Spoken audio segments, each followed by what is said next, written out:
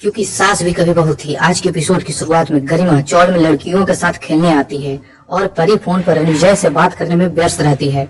रणविजय परी से कहता है कि अगर उसने उसकी अनुमति के बिना गरिमा को उससे दूर किया तो वह उसे कोर्ट ले जाएगा। वही अजय गरिमा को देख करके खुश होता है।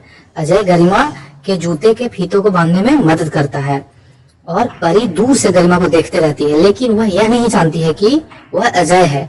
तभी परी और अजय एक दूसरे को देखकर चौंक जाते हैं। एक महिला परी और अजय से खेल में शामिल होने को कहती है। अजय परी का हाथ पकड़ता है और परी को अपनी शादी के पल याद आ जाते हैं।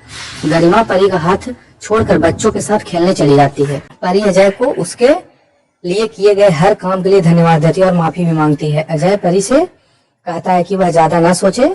परी अजय से उसकी पत्नी के बारे में पूछती है। अजय बताता है कि उसकी पत्नी अब इस दुनिया में नहीं रही और वह शादी के मामले में खुद को बदकिस्मत मानता है। अजय एक बेटा है और गरिमा सनी के साथ खेलना चाहती है। परी गरिमा और सनी को भरोसा दिलाती है कि वो साथ खेलेंगे। गरिमा परी से कहती है कि वह अपनी मम्मा को उसका नंबर दे दे। अजय कहता है कि उसके पास नंबर है और परी बताती है कि सभी पेरेंट्स ग्रुप में हैं। इसके बाद अजय और परी अपने अपने बच्चों के साथ वहां से चले जाते हैं। वृंदा देखती है कि अंगद अकेले सो रहा है और उससे पूछती है कि वह किसके बारे में सोच रहा है। अंगद वृंदा से कहता है कि रीति की हिम्मत कैसे हुई उसके घर आने की। वह कहता है कि सब लोग इमोशनल बेवकूफ हैं। वृंदा अंगद से ज्यादा न सोचने को कहती है, लेकिन अंगद कहता है कि ऋतिक भी परी की तरह स्वार्थी है। अंगद वृंदा से कहता है कि वह उसके पारिवारिक मामलों में दखल न दे और सो जाए। घर में सभी लोग परेशान हैं। मिताली नोएना से ऑक्शन रोकने को कहती है। ऋतिक मिताली से बदतमीजी से बात न करने को कहता है, लेकिन मिताली उसे लूजर कह देती है। नोएना मिताली को शांत होने के लिए कहती है और मिहिर से पूछती है कि वह फैक्ट्री के बारे में क्यों नहीं सोच रहा। मिहिर नोएना से कहता है कि उससे किसी उम्मीद की जरूरत नहीं है और वह रिलैक्स रहे। शोभा मिहिर से कहती है कि वह हमेशा उन्हें पॉजिटिव सोचने की सीख देता है। रणविजय सबको भरोसा दिलाता है कि वह फैक्ट्री बचा लेगा। वह कहता है कि वह ऑक्शन में कंपनी खरीदेगा। ऋतिक रणविजय से कहता है कि शेयर होल्डर बोली नहीं लगा सकते। रणविजय ऋतिक को लूजर कहता है और भरोसा दिलाता है कि वही जीतेगा। रणविजय मिहिर को चैलेंज करता है। मिहिर रणविजय को बच्चा कहता है और बोलता है कि वह कुछ हासिल नहीं कर पाएगा। मिहिर मजाक उड़ाते हुए कहता है कि वह उसे एक सिक्का देगा। गायत्री मिहिर से पूछती है कि वह इतना निश्चिंत क्यों है।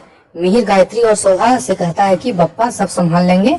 नोएना मिताली से कहती है कि मिहिर बेकार की बातें कर रहा है।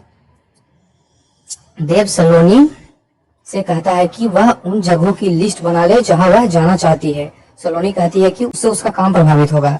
देव सलोनी से कहता है कि वह उसके लिए बहुत महत्वपूर्ण है और ऑफिस पहुंचकर उससे बात करेगा। देव पार्थ से कहता है कि सलोनी उसके घर रहेगी। पार्थ देव से कहता है कि वह पागल हो गया है, क्योंकि अगर बाबजी को पता चल गया कि तुलसी माँ उसके साथ नहीं रह रही है तो बड़ी मुसीबत हो जाएगी। देव ऑक्शन में नहीं जाना चाहता है, लेकिन पार्थ उसे जबरदस्ती ले जाता है। ऑक्शन शुरू होने वाला है और रणविजय अपने पिता का इंतजार कर रहा है। रणविजय अपने पिता को मनाता है कि वह ऑक्शन में आकर उसके लिए वीरानी इंडस्ट्री खरीदे। रणविजय को पूरा भरोसा है कि कंपनी उसके नाम होगी। रणविजय अपने पिता के साथ बैठता है और ऑक्शन शुरू हो जाता है। शुरुआती बोली 1.52 करोड़ से होती है और रणविजय के पिता 1.60 करोड़ की बोली लगाते हैं। मिहिर चुप रहता है। तभी सबको झटका लगता है जब पता चलता है कि रणविजय ने पिता से 200 करोड़ की बोली लगा दी है। बोली बंद होने ही वाली होती है, तभी तुलसी ऑक्शन रोक देती है। मिहिर को तुलसी में देवी के दर्शन होते हैं।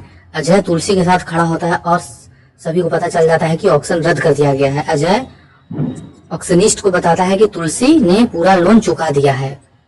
तो आज के एपिसोड में इतना ही। बने रहिए मेरे साथ दोस्तों आगे की स्टोरी के लिए। Thank you.